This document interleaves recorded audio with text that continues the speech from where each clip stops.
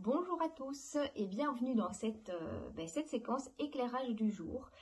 Alors pour la thématique aujourd'hui, on est en pleine nature. Donc vous avez peut-être vu votre séquence bien-être qui était offerte par la cellule Burnout, et si pas, allez-y parce que c'est vraiment un pur bonheur et ça va vous donner envie de sortir de chez vous et de redécouvrir votre environnement.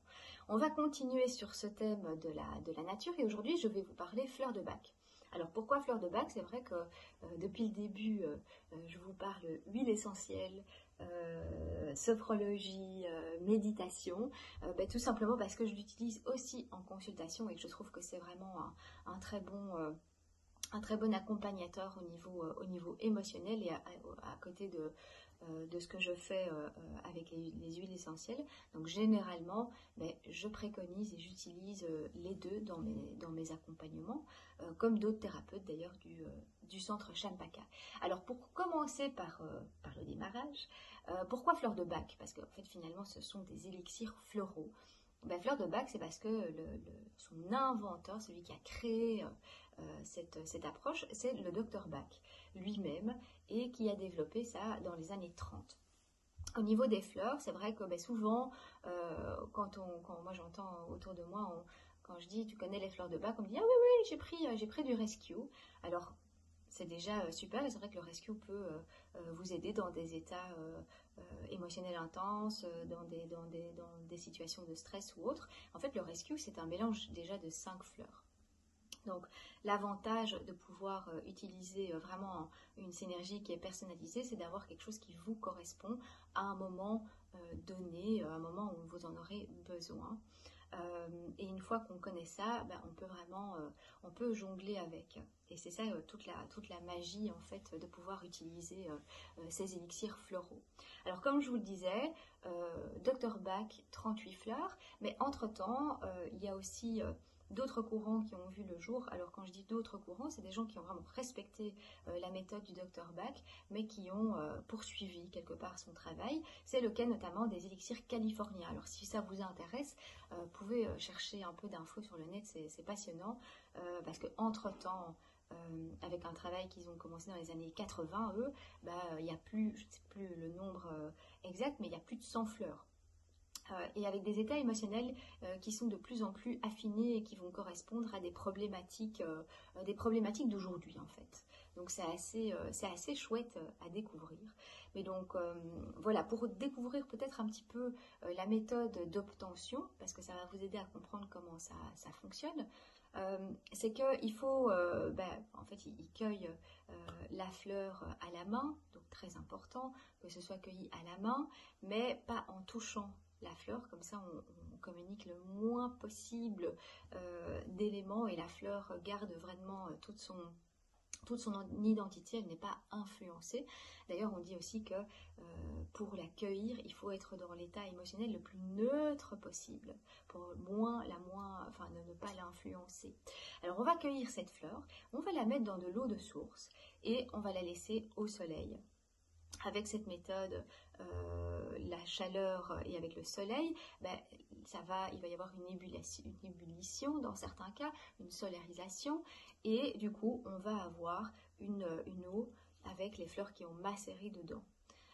Ensuite, qu'est-ce qu'on va faire? On va filtrer l'eau avec du coton, et puis ensuite elle sera mélangée à de l'alcool, tout simplement pour pouvoir la conserver. Donc ça c'est pour la méthode d'obtention. Après, ce qui est vraiment amusant à voir, c'est que la nature nous parle.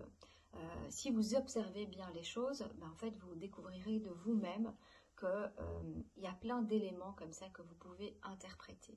J'ai pris ici quelques exemples de mes cartes, parce que j'aime bien travailler avec les cartes, donc, par exemple avec celle-ci. Et pour les exemples que j'ai pris notamment certaines fleurs que vous verrez demain lors de votre séquence avec Vanessa.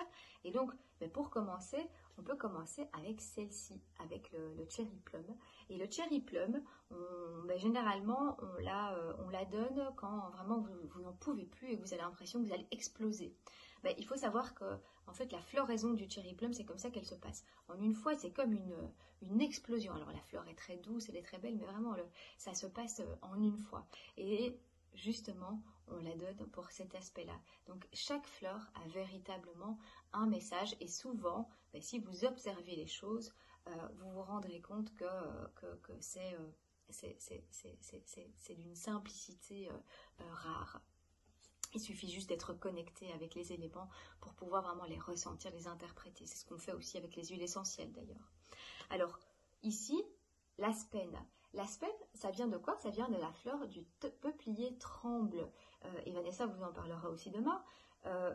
L'aspène, peuplier tremble, c'est donné pour quoi? C'est donné pour les peurs. Vous allez avoir des fleurs de bac qui vont travailler sur des peurs précises, donc par exemple comme le mimulus. Et l'aspen, c'est en fait pour quand on a des petites peurs qu'on n'arrive pas à identifier. On a peur de tout, on a des sources d'angoisse. Et le peuplier tremble, c'est une fleur qui tremble. Elle va tout le temps, donc au moindre coup de vent, elle va tout le temps être occupée à trembler. Et alors le dernier exemple que j'ai pris ici et qui est assez intéressant aussi, c'est le centauri. Et donc cette fleur-là, elle est donnée pour les personnes, si maintenant vous mettez pas assez en valeur, que vous êtes fort serviable, que vous dites oui à tout le temps. Et ici le centauri, au contraire du cherry plum, elle va agir vraiment sur ces aspects-là, et la fleur, elle va pousser très lentement, un peu comme si elle ne voulait pas s'affirmer. Voilà. Donc c'est vraiment amusant de voir comment ces petites fleurs ont des particularités chacune, et une fois qu'on s'y intéresse, on en devient mordu. Ce que je peux encore vous partager aujourd'hui dans les questions qu'on nous pose souvent, c'est que les gens ne savent pas comment prendre ces fleurs. Donc il faut savoir que pour faire sa synergie, vous pouvez aller jusqu'à 7 fleurs, donc un mélange avec 7 fleurs. Et vous pouvez mettre du coup dans votre flacon, donc vous prenez un flacon de 30 ml et vous allez pouvoir remplir d'eau de source et puis mettre 2 gouttes des fleurs que vous avez besoin. Et quand vous avez votre mélange, vous allez pouvoir le prendre 4 fois par jour, donc 4 gouttes 4 fois par jour. Alors vous me direz, oui mais c'est pas beaucoup, est-ce que je pourrais pas encore en prendre plus, ou est-ce que je rajouterais pas dans les quantités? Non, c'est pas ça l'important. En fait, ce qui est important avec ces élixirs floraux, c'est d'être dans la régularité, et c'est le nombre de fois que vous allez les prendre qui est important. Donc quand je vous dis 4 fois, c'est une moyenne, mais si à un moment vous ressentez que vous en avez plus besoin, vous n'hésitez pas. Donc voilà, j'espère que ça vous a aidé, si jamais vous ne connaissiez pas les fleurs de Bach, que vous avez peut-être envie d'en savoir plus. Surtout, vous n'hésitez pas, soit auprès de moi, soit auprès de mes collègues qui travaillent également avec les fleurs de Bach. Et je vous dis à bientôt, je vous souhaite une bonne journée. Et donc, de nouveau, par rapport à ces éléments et par rapport à ce que j'ai dit, n'oubliez pas de faire attention à ce qui vous entoure, parce que chaque petit détail pourra vous aider. Salut, à bientôt.